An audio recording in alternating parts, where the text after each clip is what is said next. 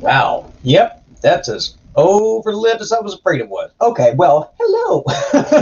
Welcome one, and welcome all to the one, the only, the incredibly washed out Junk Shop Library channel, home of An Atheist Reads the Book of Mormon, a series with such a mysterious title, I'm certain you can't possibly fathom what sort of show it might be. Thank y'all so much for joining me tonight. In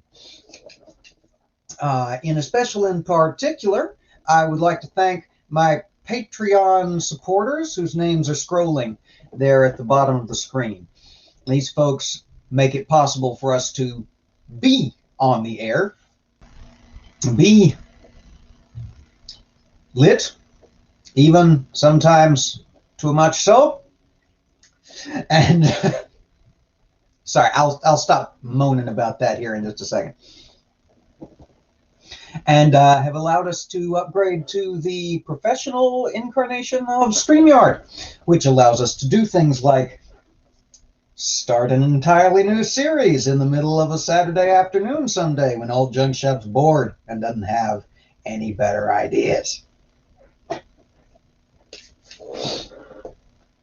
In particular and special, I must shout out my top 2 tiers worth of patrons, my illuminated manuscript Captain Kimothy, and my genuine calfskin level patrons Bill, and very first patron, the one and only Mr. Paul Camish. These folks have gone above and beyond in their support of the channel, and I thank y'all so very much.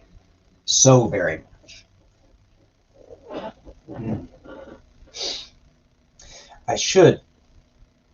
Oh, come on. You know StreamYard by now, Junk Shop. You can do this. There we go. Sweet Moses McGillicuddy. Okay.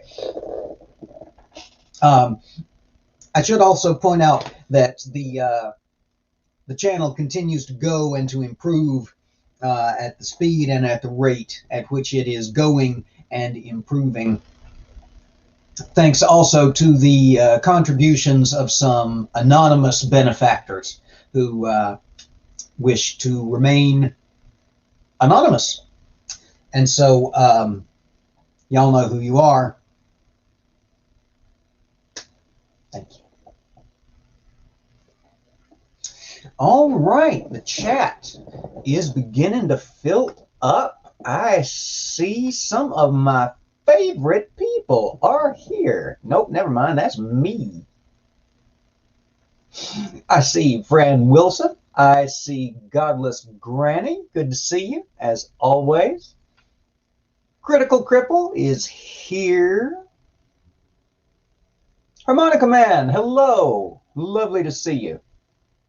And my wonderful wife, Julie, is in the chat as well. Thank you all so very, very much for coming.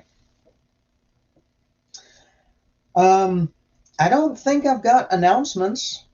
We'll be back on the normal schedule this coming up week, starting Sunday, tomorrow, the 24th. Had to check.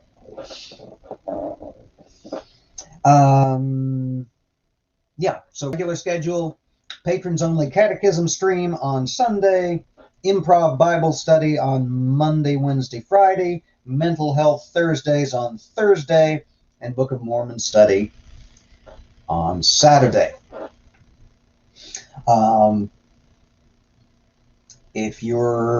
That of course is relevant if you're watching now with me in real time. If you're watching in the future, I hope you join us for whatever slice of that is still before you.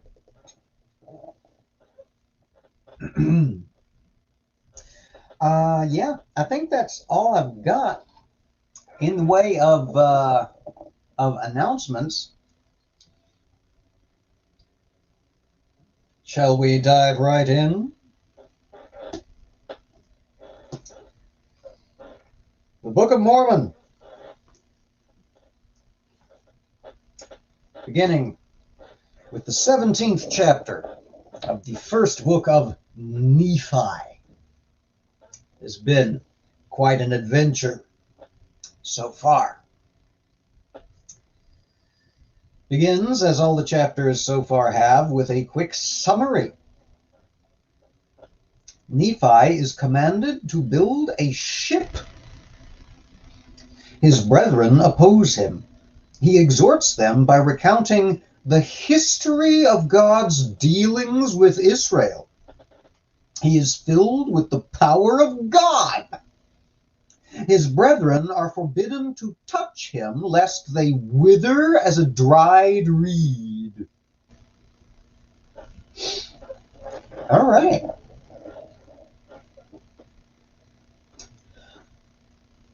And it came to pass that we did again take our journey in the wilderness, and we did travel nearly eastward from that time forth. And we did travel and wade through much affliction in the wilderness, and our women did bear children in the wilderness. And so great were the blessings of the Lord upon us, that while we did live upon raw meat in the wilderness, our women did give plenty of suck for their children, and were strong, yea, even like unto the men. And they began to bear their journeyings without murmurings. And thus we see that the commandments of God must be fulfilled. And if it so be that the children of men keep the commandments of God, he doth nourish them, and strengthen them, and provide means whereby they can accomplish the thing which he has commanded them. Wherefore he did provide means for us while we did sojourn in the wilderness. And we did sojourn for the space of many years, yea, even 8 years in the wilderness. And we did come to the land which we called Bountiful, because of its much fruit, and also wild honey.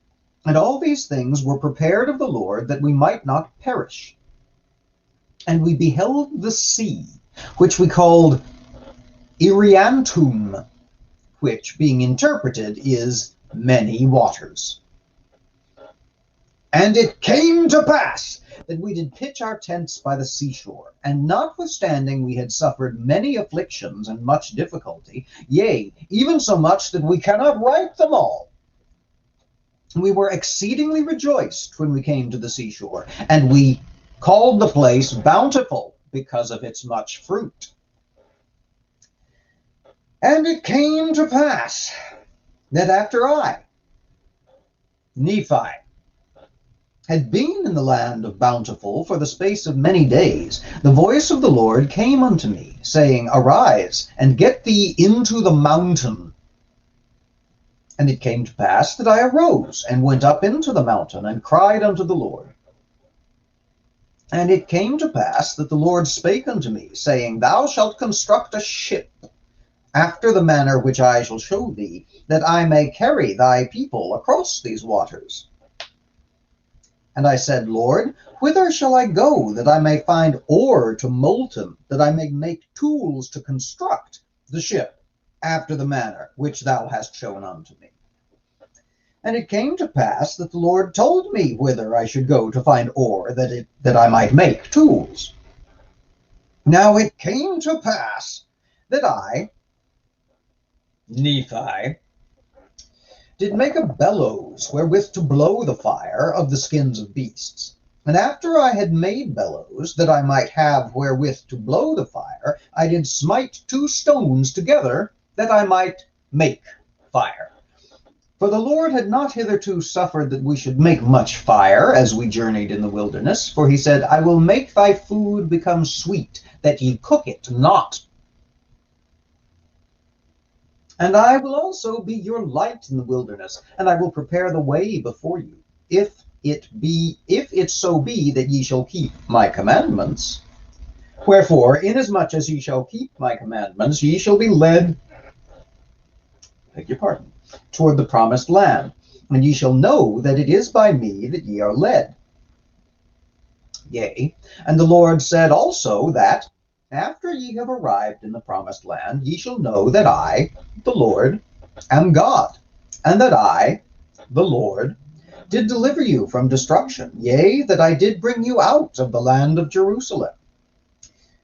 Wherefore I, Nephi, did strive to keep the commandments of the Lord, and I did exhort my brethren to faithfulness and diligence.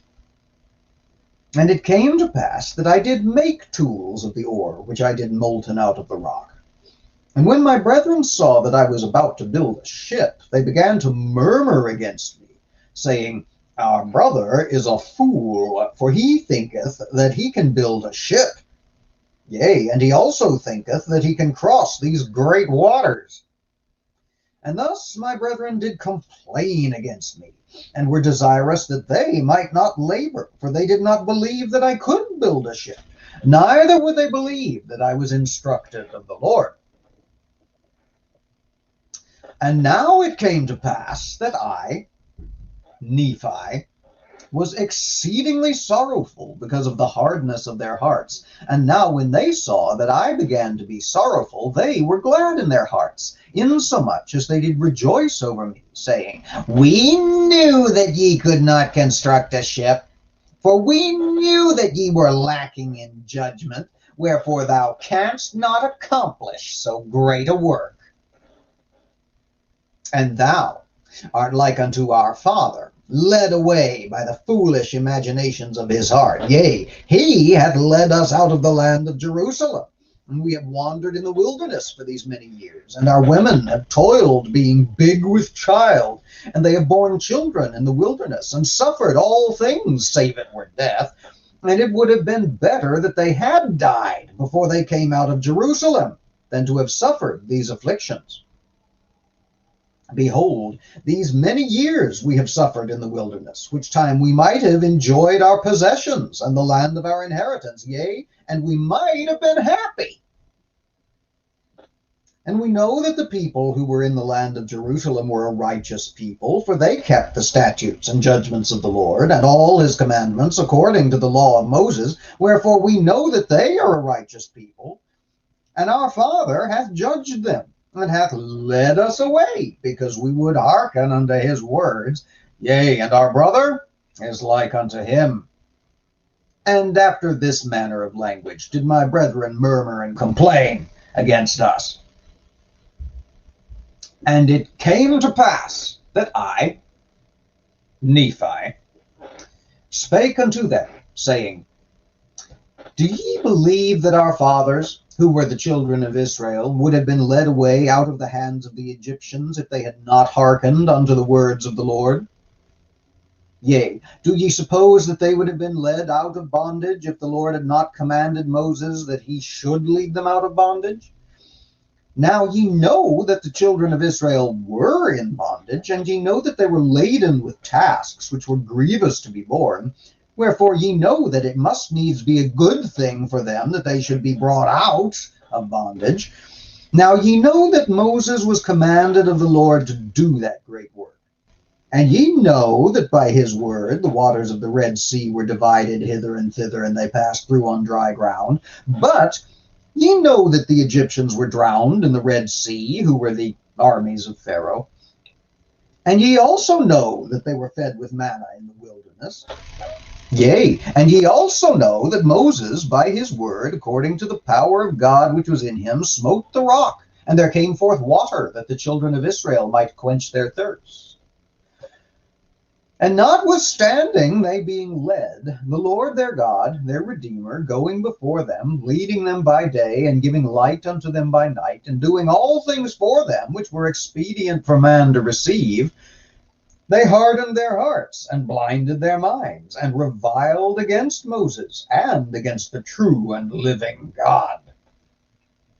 And it came to pass that according to his word he did destroy them, and according to his word he did lead them, and according to his word he did do all things for them, and there was not anything done, save it were by his word.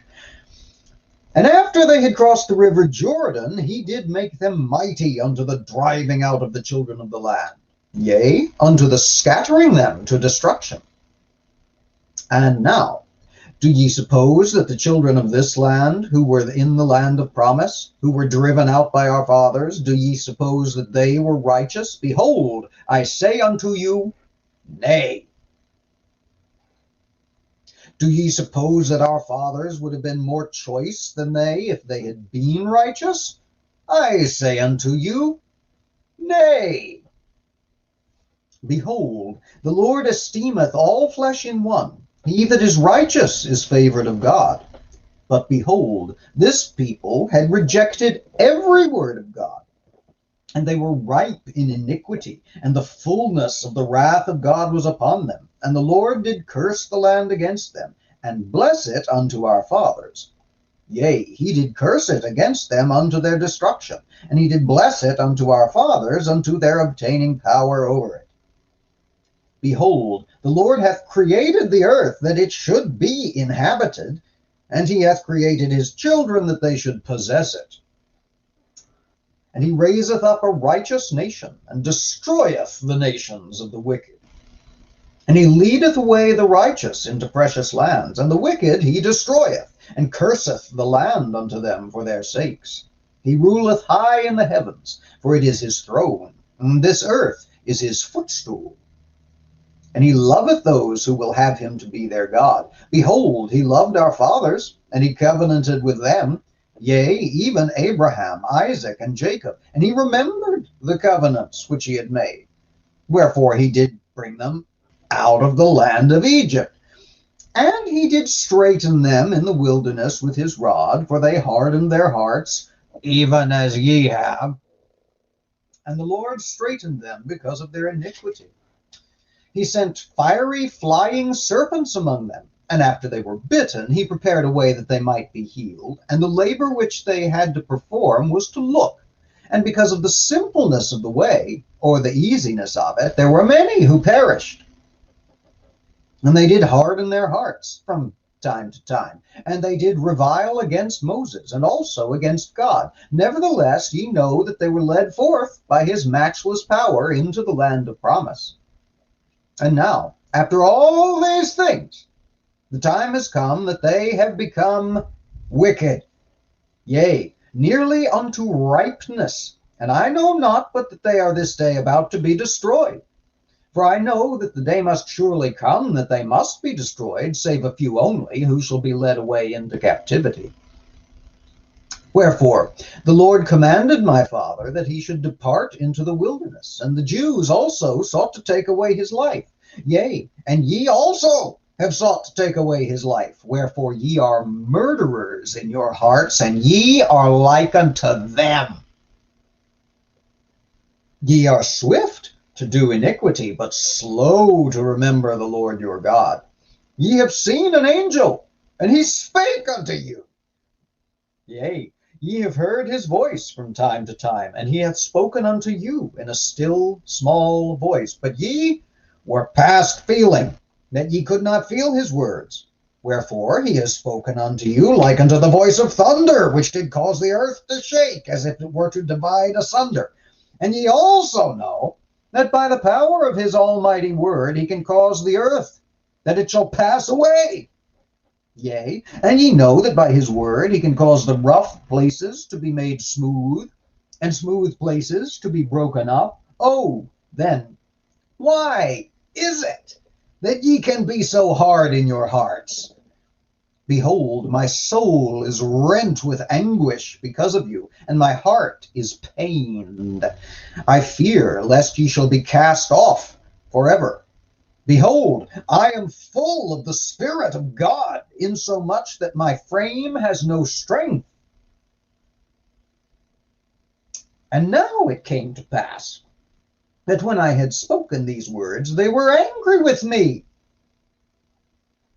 and were desirous to throw me into the depths of the sea. And as they came forth to lay their hands upon me, I spake unto them, saying, In the name of the Almighty God, I command you that ye touch me not, for I am filled with the power of God, even unto the consuming of my flesh. And whoso shall lay his hands upon me shall wither, even as a dried reed, and he shall be as naught before the power of God. For God shall smite him.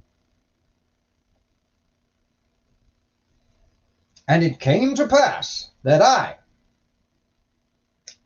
Nephi, said unto them, that they should murmur no more against their father, neither should they withhold their labor from me. For God had commanded me that I should build a ship. And I said unto them, if God had commanded me to do all things I could to them, if he should command me that I should say unto this water, be thou earth, it should be earth. And if I should say it, it would be done.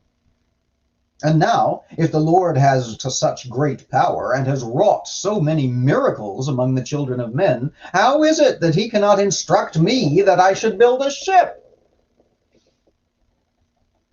And it came to pass that I, Nephi, said many things unto my brethren, insomuch that they were confounded, and could not contend against me. Neither durst they lay their hands upon me, nor touch me with their fingers, even for the space of many days. Now they durst not do this, lest they should wither before me, so powerful was the Spirit of God, and thus it had been wrought upon them. And it came to pass that the Lord said unto me, stretch forth thine hand again unto thy brethren, but they shall not wither before thee, but I will shock them, saith the Lord. And this will I do, that they may know that I am the Lord their God. And it came to pass that I stretched forth my hand unto my brethren, and they did not wither before me, but the Lord did shake them, even according to the word which he had spoken. And now they said, we know of a surety that the Lord is with thee, for we know that it is the power of the Lord that has shaken us. And they fell down before me, and were about to worship me.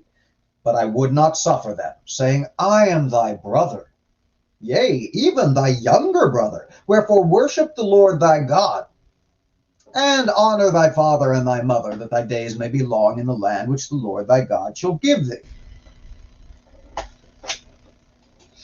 And there we have the somewhat lengthy chapter 17.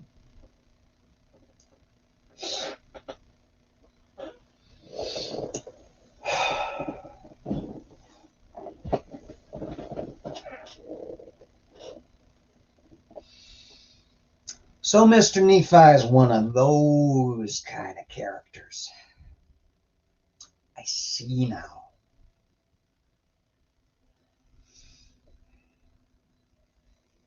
All right. So,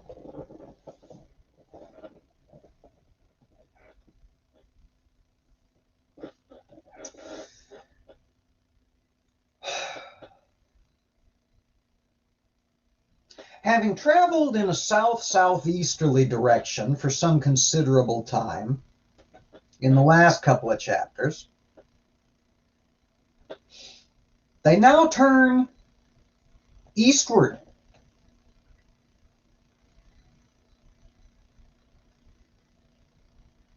I'm trying to think of what the nearest significant body of water would be if you were to head out from Jerusalem, go south-southeast, and then go east.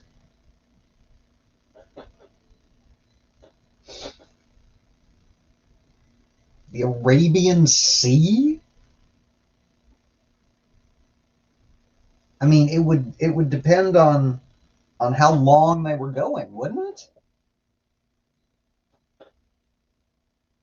I mean, it just says many days, not many lives of men. So I think we can safely assume we're not talking about the South China Sea here. It's got to be the Arabian Sea, right?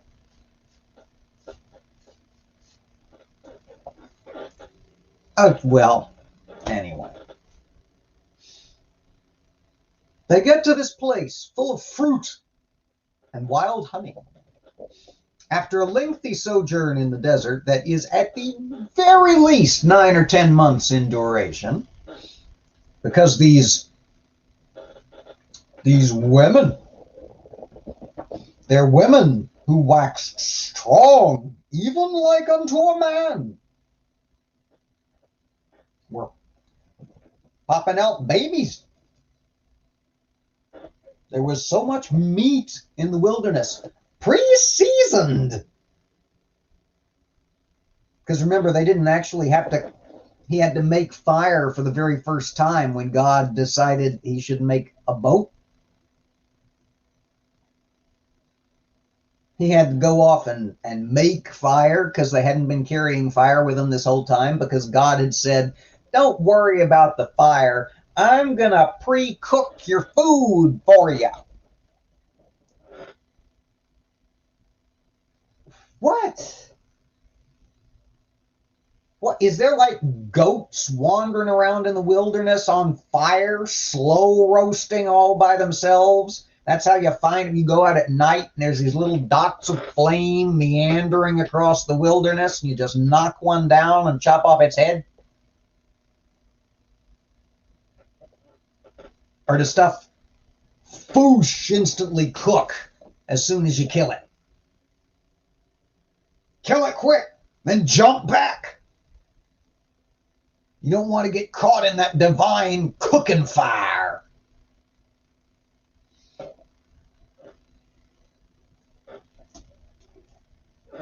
Why am I trying to make this fucking thing make sense?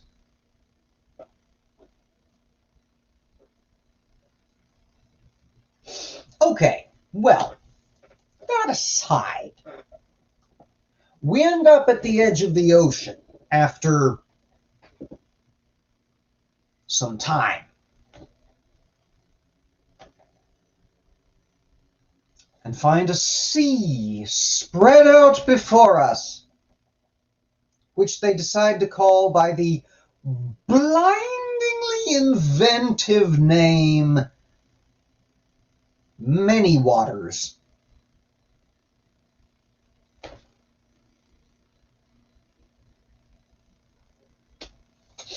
So they set up camp.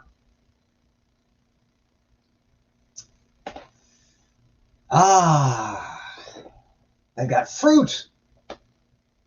They've got honey. Presumably, if they just go back into the wilderness a little way, they can still get some of those perpetually roasting goats or whatever they've been eating in the wilderness. Snakes. I don't know.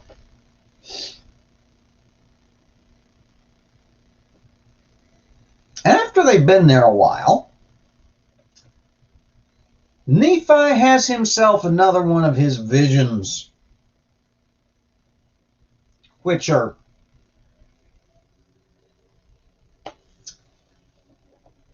he is subject periodically to receive.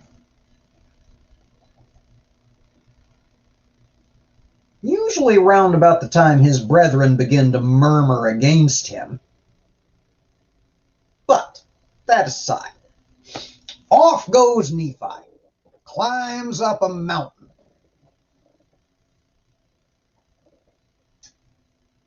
Hears the word of the Lord, and the word of the Lord comes to him and says, "Thou shalt build a ship."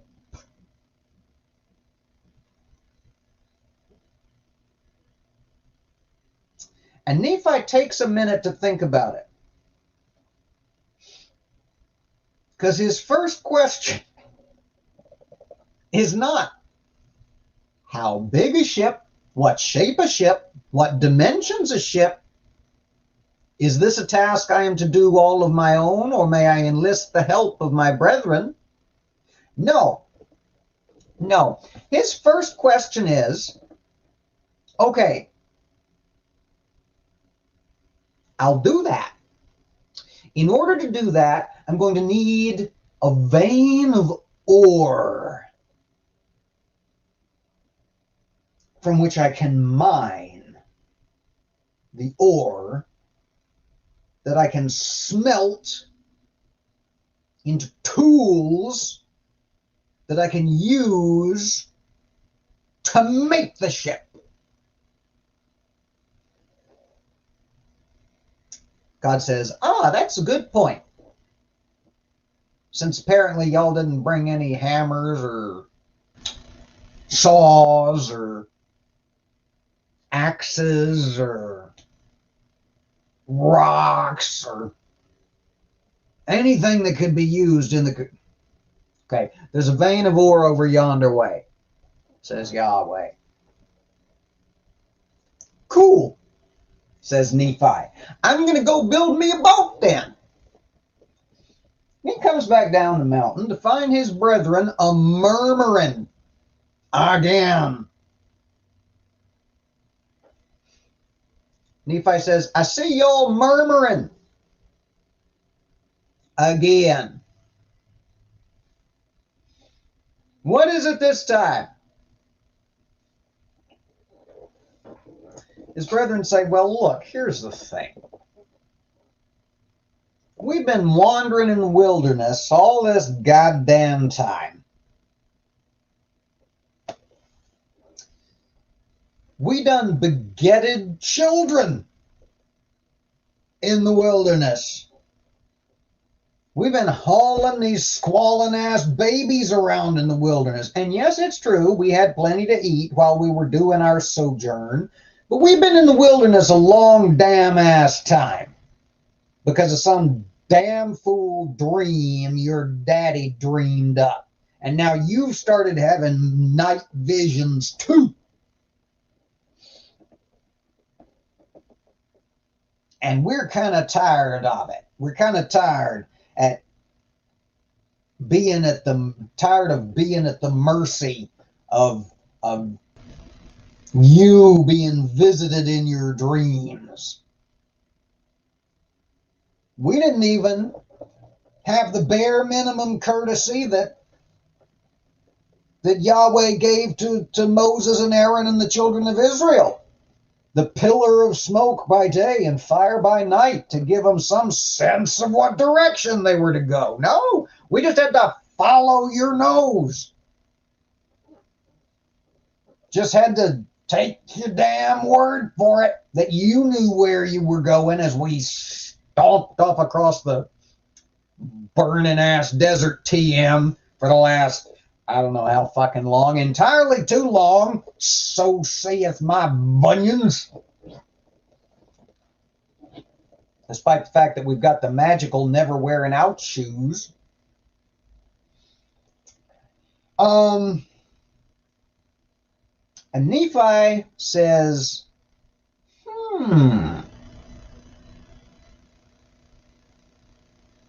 you know what? You've got a point. Now that you brought up the history of the children of Israel, settle in, brethren. I, Nephi, about to study y'all ass a history lesson.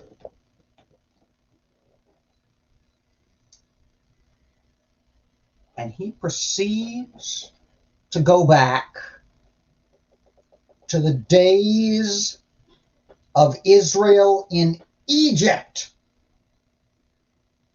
and tells the entire story all the way up to the present day.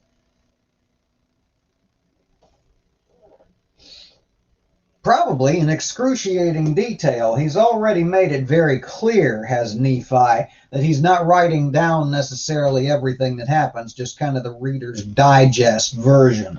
He keeps pointing that out along the way.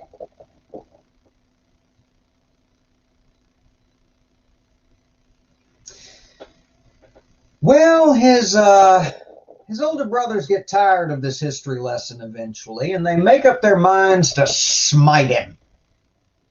It would not be the first time that he has been smote by his eldrin brethren, but this time they're planning on throwing him into this precious ocean that he's so damn set on voyaging across. So Nephi, of course, reasons them out of this and appeals to their better nature not to throw him in the ocean. Just kidding.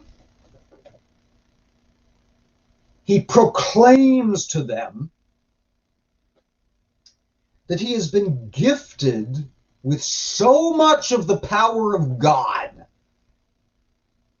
that he's having trouble standing up. So much of the power of God courseth at the moment through his veins that anyone who lays a finger on him shall surely die.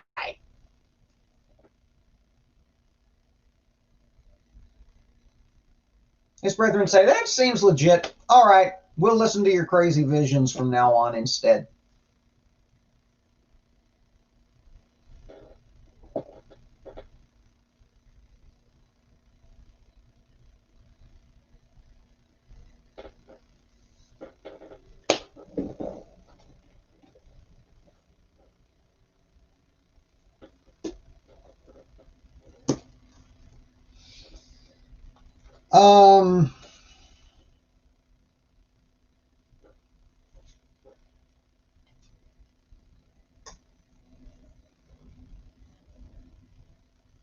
Oh, yeah.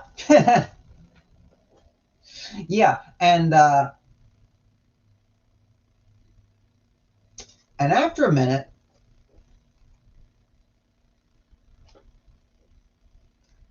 God takes away, siphons off steam vents and discharges. I don't fucking know.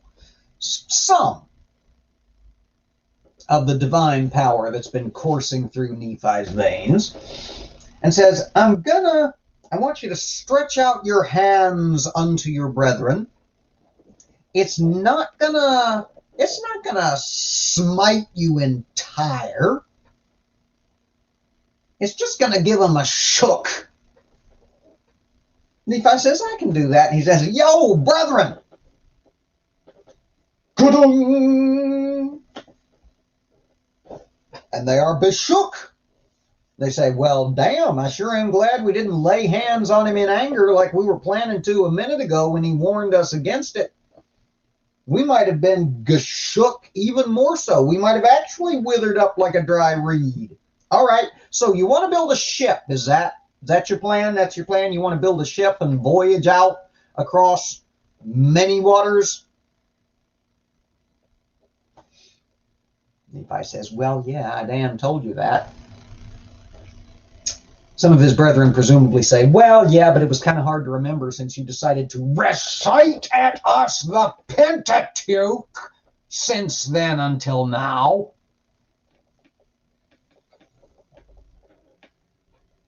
But having been shook by the power of God, when God instructed Nephi that he should bitch slap his brethren, now they're going to build him a boat.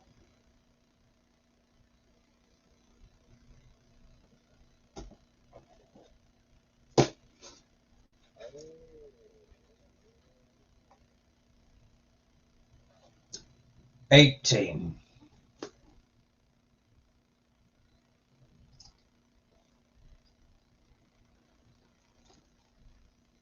The ship is finished. The births of Jacob and Joseph are mentioned. The company embarks for the promised land. The sons of Ishmael and their wives join in revelry and rebellion. Nephi is bound, and the ship is driven back by a terrible tempest. Nephi is freed, and by his prayer the storm ceases. They arrive in the promised land.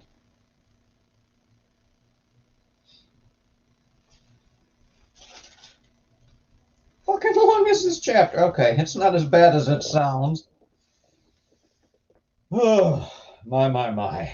Okay.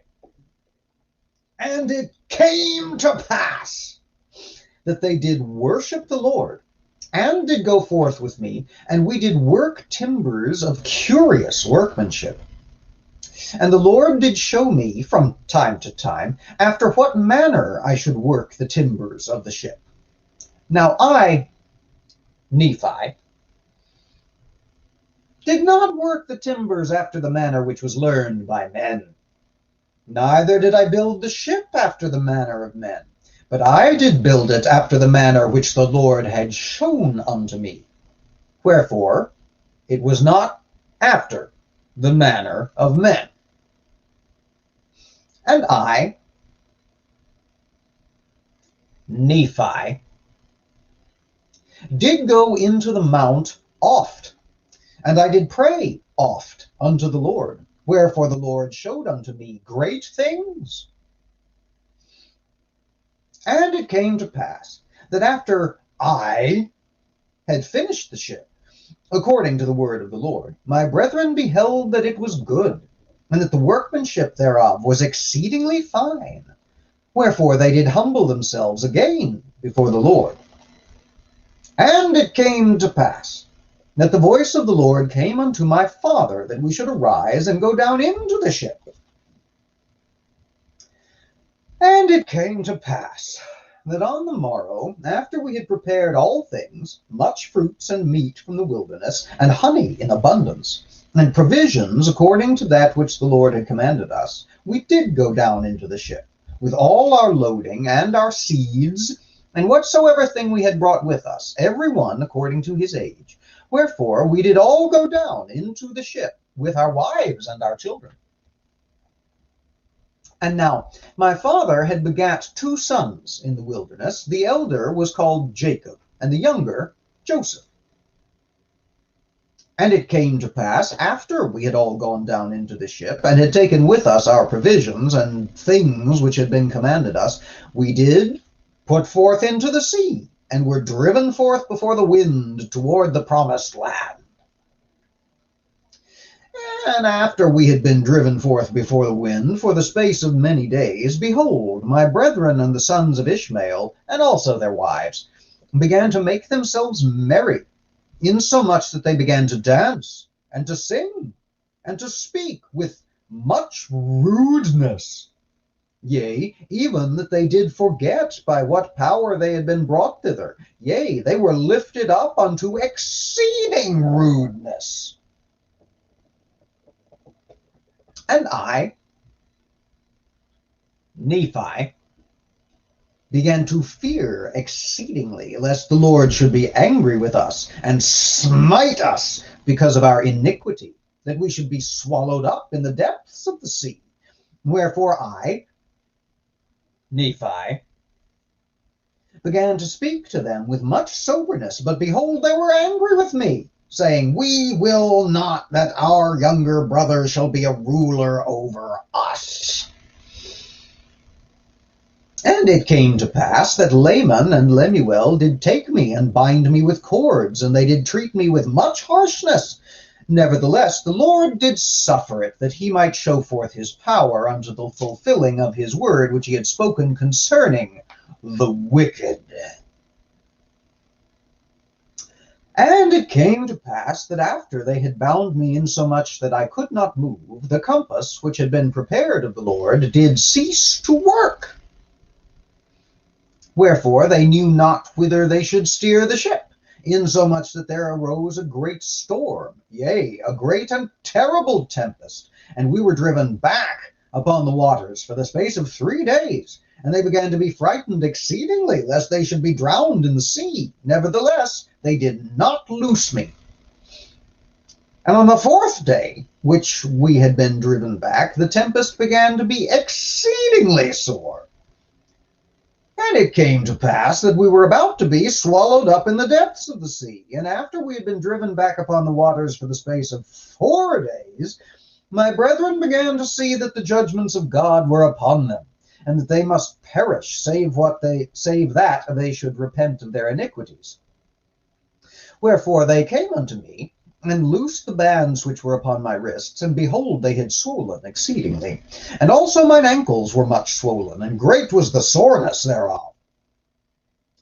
Nevertheless, I did look unto my God, and I did praise him all the day long, and I did not murmur against the Lord because of mine afflictions. Now my father, Lehi, had said many things unto them, and also unto the sons of Ishmael. But behold, they did breathe out much threatenings against anyone that should speak for me. And my parents, being stricken in years, and having suffered much grief because of their children, they were brought down, yea, even upon their sick beds. Because of their grief and much sorrow, and the iniquity of my brethren, they were brought near even to be carried out of this time to meet their God. Yea, their gray hairs were about to be brought down to lie low in the dust. Yea, even they were near to be cast with sorrow into a watery grave. And Jacob and Joseph also, being young, having need of much nourishment, were grieved because of the afflictions of their mother, and also my wife with her tears and prayers, and also my children did not soften the hearts of my brethren that they would loose me. And there was nothing save it were the power of God, which threatened them with destruction, could soften their hearts. Wherefore, when they saw that they were about to be swallowed up in the depths of the sea, they repented of the thing which they had done, insomuch that they loosed me. And it came to pass, after they had loosed me, behold, I took the compass, and it did work whither I desired it. And it came to pass that I prayed unto the Lord, and after I had prayed, the winds did cease, and the storm did cease, and there was a great calm. And it came to pass that I, Nephi, did guide the ship, that we sailed again towards the promised land. And it came to pass that after we had sailed for the space of many days, we did arrive at the promised land, and we went forth upon the land, and did pitch our tents, and we did call it the promised land. And it came to pass that we did begin to till the earth, and we began to plant seeds. Yea, we did put all our seeds into the earth, which we had brought from the land of Jerusalem. And it came to pass that they did grow exceedingly, wherefore we were blessed in abundance. And it came to pass that we did find upon the land of the promise, as we journeyed in the wilderness, that there were beasts in the forests of every kind, both the cow and the ox and the ass and the horse and the goat and the wild goat, and all manner of wild animals, which were for the use of men. And we did find all manner of ore, both of gold and of silver and of copper.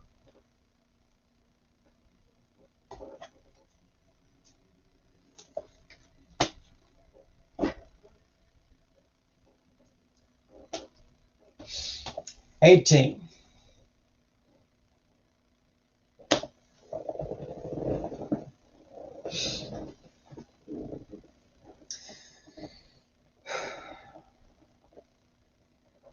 Kind of a busy little chapter for not too damn much to have happened. Okay, so we start out with Mr. Nephi explaining that there's really no point in him describing the boat that they made, because it was not made after the manner of men, but on special instructions that he got from God during his oft trips up the mountain, when he oft did pray.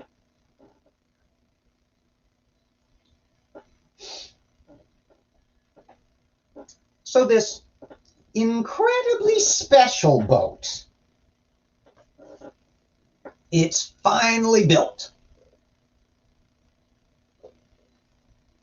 And they proceed to stock it with meat and with fruit and with honey and with provisions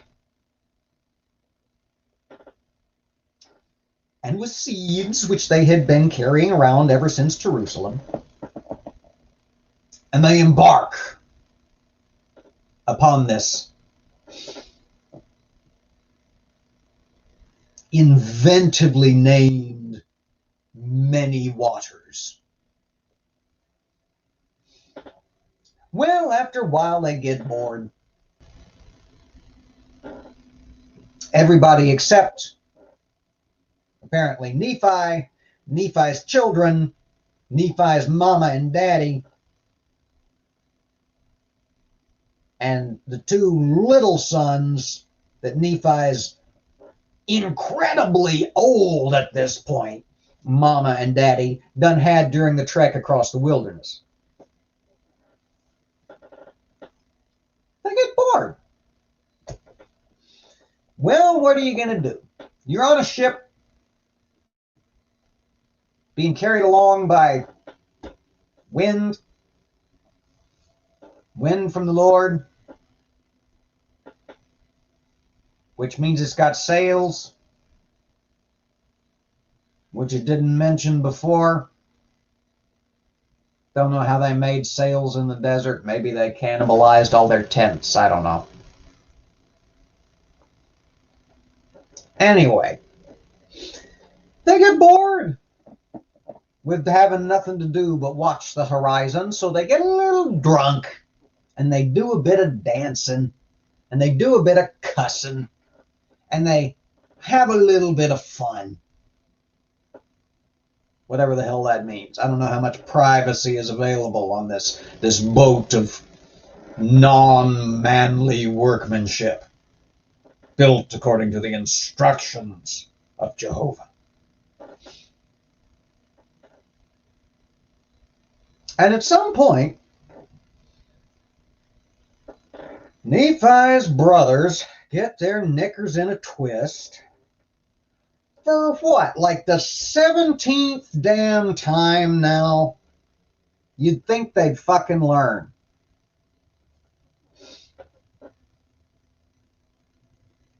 That their little brother is the one who's doing the leading and the praying and getting the speaking of the Lord's word done to him. They've had enough. This has been going on, mind you, for years at this point. Years. This has been happening this entire fucking book. My brethren got uppity and rebelled against me. I was constrained to use the power of the Lord against them to put them in their place.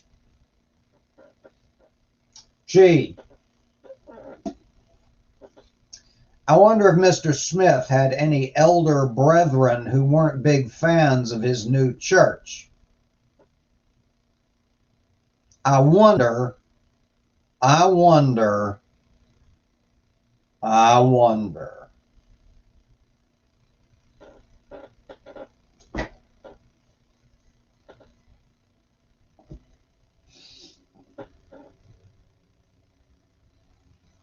Well, this time they really and truly have had enough. And they gang up on him and they tie him up and they leave him lying there on the boat when they commence carrying on, and the wind switches direction and blows them backward for 3 fucking days. They start to get freaked out. 4th day, the storm picks up. And they think, we are for real and for sure going to die.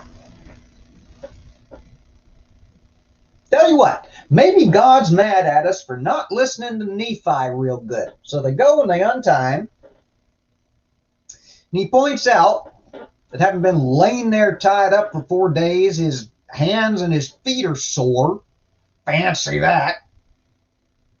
He devotes space to mentioning that specific in these graven tablets he's writing on. But he doesn't complain to his brethren.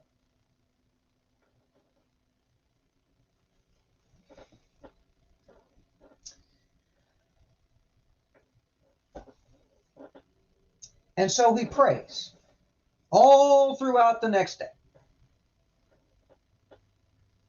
And eventually God says, okay. Turns the wind around again. Blows them back the direction they were headed the first time. And makes the compass work again. I'm assuming at this point that the compass is this brass ball of curious workmanship with the two needles inside and sometimes writing, but the writing only appears sometimes and can only be read if you're paying real strict attention and have the purest of heart.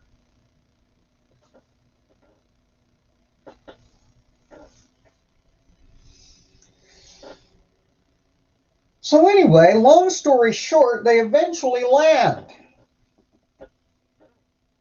somewhere. And since they were on a voyage to a land that had been promised them, they come up with the blindingly creative name for their arriving place, Promised Land. Real creative fuckers that old Nephi's got in tow. That or God just really and truly doesn't give a shit what things are called, and so can't be bothered to give them declarations of names. They spent a couple of years crossing the burning-ass desert. What did they call it? The wilderness.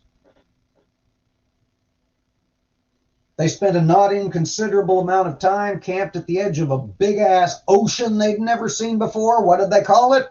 Many waters.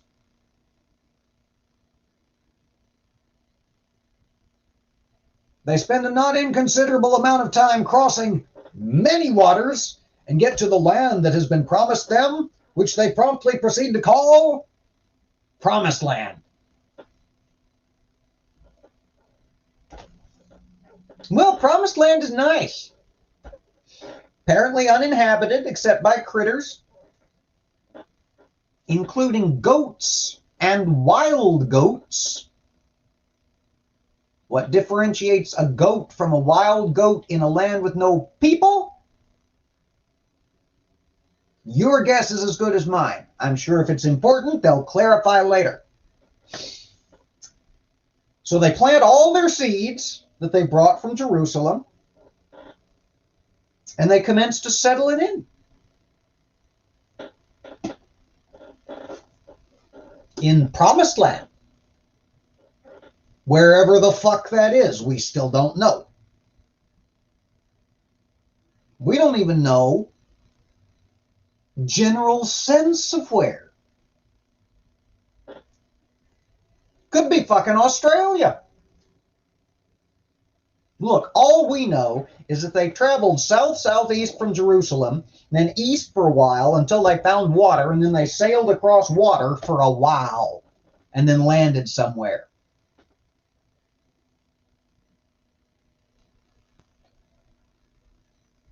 Maybe it's fucking California. I don't know.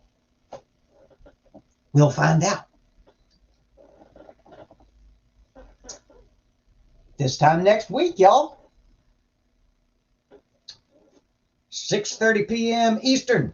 Atheist reads the Book of Mormon, when we will turn to chapter 19. As a teaser, shall we read the summary of 19? A little trailer to lure back the faithful for next time. Nephi makes plates of ore and records the history of his people.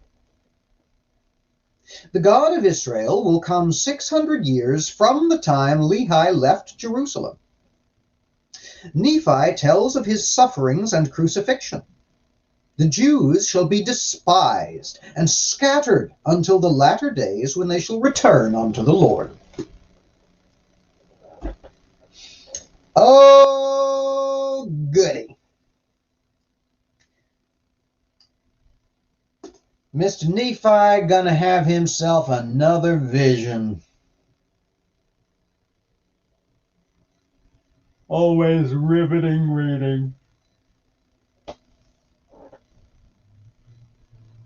And it's the top of the hour. Thank y'all so much for joining me here today. I had more fun than I was expecting to. It looked like y'all did in the chat as well. If you're watching this after the fact, make sure you hit that thumbs up button before we close out. And if you're not subscribed already, consider subscribing. We do this once a week in addition to the multitudinous other content we produce here on the Junk Shop Library channel. I'm going to switch over into a different tab because we had enough smiting today. I can justify, even though the names of the books are wrong, using my smite outro. Yeah. Special thanks to my friend Brainbug for womping this up for me. And until we gather again, as we always say before we roll out here, everybody take care. Be safe. Stand against hate. We'll see y'all again soon. Bye now.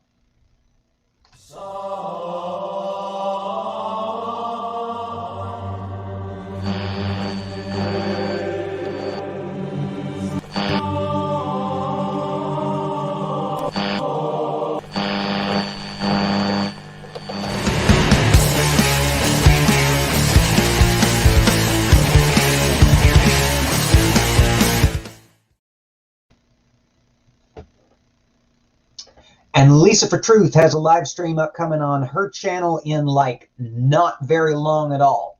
So may see some of y'all over there. Bye now.